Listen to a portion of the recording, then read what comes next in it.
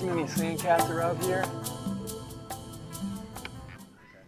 Our species spotlight this week is on sandcats. And believe it or not, that is their real name. People always say, what are they called? Yeah, they live in the sand, but that's their name. They're actually sandcats. And their scientific name is Felis margarita.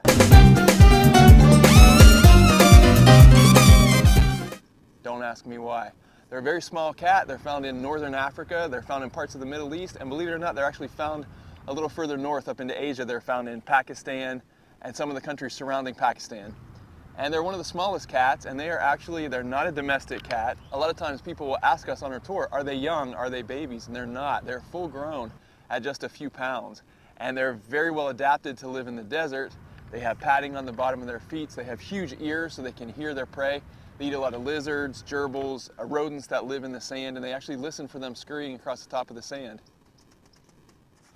Believe it or not, sandcats even live in places where there's snow, so that may help them to keep their feet warm. Really just an adaptation to help these guys live where there's temperature extremes. So that's Canyon in the tube, and he is our male sandcat here at the sanctuary. I think he's going to try to sneak out right back there. But you can see his size. He's pretty small. He probably only weighs about 5 pounds or so.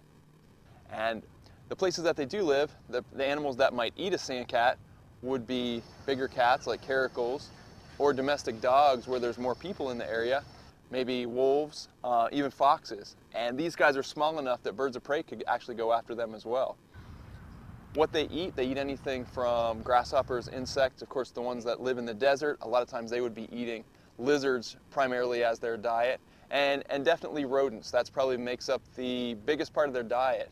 The rodents, gerbils, desert rats, things like that. These guys don't have access to water in the desert area, so a lot of times they will get their moisture, they'll get their liquid intake from their prey. So they will consume the body fluids of the animals that they eat, and that will be their liquid intake.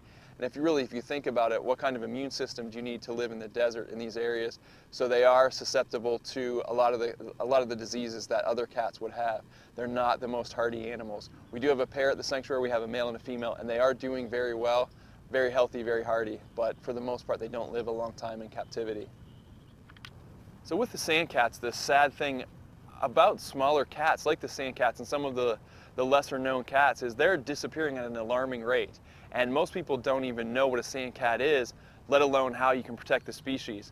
And when you think about the bigger picture, really, we need to preserve habitat. And when you preserve habitat for the bigger animals, that in turn protects a lot of the smaller animals like sandcats. And they have a very vital part in nature, and they take care of the rodent problem, and they fill a void where there's no other predators, at least smaller predators, in these desert areas, in these remote areas. So believe it or not, the sandcats are very important.